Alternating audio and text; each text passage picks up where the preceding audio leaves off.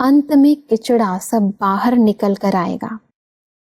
और इसीलिए उन्हों का सामना करने के लिए अगर अपनी समस्याओं से हम मुक्त नहीं हुए होंगे तो इन समस्याओं का सामना कैसे कर सकेंगे?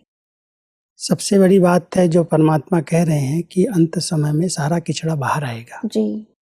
जो भी हमारे रहे हुए संस्कार हैं, जो भी हमने पिछले कर्म किए हैं, हिसाब किताब बनाए हैं, जब आत्मा को वापस जाना है जी।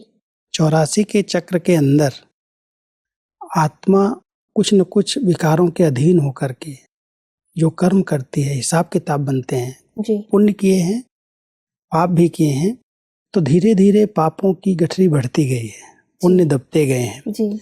तो अंत समय में जब तक हम इसको चुकतू नहीं करेंगे, सारा किचड़ा बाहर नहीं आएगा, समाप्त नहीं होगा, तब तक आत्मा वापस नहीं जा सकेगी। क्योंकि अंतिम समय है, किचड़ा लेकर के कोई को नहीं जाना है। माना विकारों का, बुराइयों का, संस्कारों का, इविल स्पिरिट्स का, जो भी संस्कार बने उन सब को अभी बाहर आना है, सबके अंदर आ रहा है।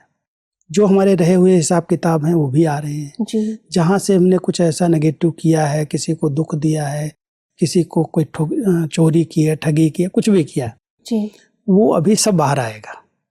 अंतिम समय है, इसलिए इसमें प्रश्न नहीं उठाना है ये क्यों हुआ, ऐसे किसने क्यों ऐसा किया, इसको तो बड़ा समझदार है फिर भी ऐसा कर रहा है। उसके रहे हुए पिछले कोई हिसाब किताब वो सब किचड़े के रूप में बाहर आ रहे हैं, वो खत्म होने के लिए आ रहे हैं। इतना ज्ञान, इतनी समझ चाहिए, तो उसको हम उस तरह से देखते हुए कि ये संस्कार जो इमर्ज हुए हैं समाप्त होंगे। हमारे अंदर भी कोई ऐसे संस्कार अगर इविल आ रहे हैं तो भी हमारे अंदर ये रहना चाहिए ये सब समाप्ति हो रही है। तो वंडरफुल बात यह है कि इंसान समय को ना देखकर व्यक्ति को और उसके प्रेजेंट सिचुएशन को देख रहा होता है। हाँ, लेकिन परमात्मा ने हमको सिर्फ प्रेजेंट में जीना नहीं सिखाया, वर्तमान में जीना नहीं सिखाया, ये भी सिखाया बच्चे उसके आदि मध्य अंत तीनों कालों को देखो।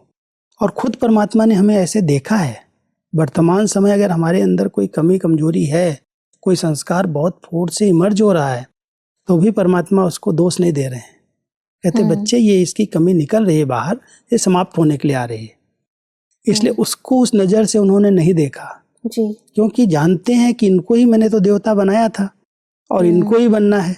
हाँ जी। जब यही बनने वाली आत्मा है तो वर्तमान समय कोई उसका पिछला हिसाब किताब उसको परेशान कर रहा है। हाँ, कोई कमी कमजोरी बाहर आ रही है, समय आएगा समाप्त हो जाएगी, समाप्त होगी, लेकिन हम एक लक्ष्य रखें कि मुझे उसे समाप्त करना है। जब वो हम समाप्त कर लेंगे तब हम दूसरों की कमियों को, उनकी समस्याओं को समाप्त कर सकेंगे।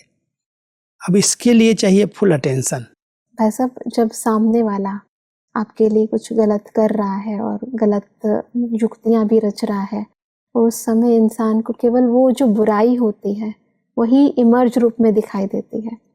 ऐसे में वो उस बुराई के प्रलोभन में या उसके इन्फ्लुएंस में ना आए और उस समय उसे अपनी जो स्वस्थिति है और जो परमात्मा के महावाक्य हैं वो स्मृति में आए। ये बहुत इंपॉर्टेंट चीज़ है। उसके लिए ही रेगुलर पढ़ाई की जरूरत है, ज्ञान चिंतन की जरूरत है। नहीं तो थोड़ी सी बात होगी तो डिस्टर्ब कर देगी। क्यों ऐसा कर रहा है, इसको ऐसा किसने कहा है, जरूर इसको कोई ने बहकाया होगा, कोई ने हमारे लिए भर दिया होगा। कई ऐसे अनुमान लगाने वाले संकल्प विकल्प हमको परेशान करते रहते हैं।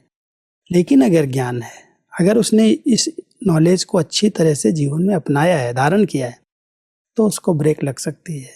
कोई बात नहीं, जो इसके साथ हमारा कोई रहा हुआ हिसाब है सामने आया है, ये पूरा हो जाएगा जी। अब उसके लिए चाहिए शक्ति जी।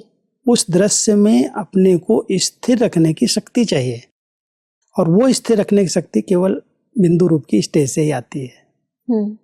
मन को शांत करके एकांत में जाके एकाग्रचित होकर के परमात्मा से शक्ति लें, तब ऐसी समस्याओं को हम समाधान कर सकेंगे।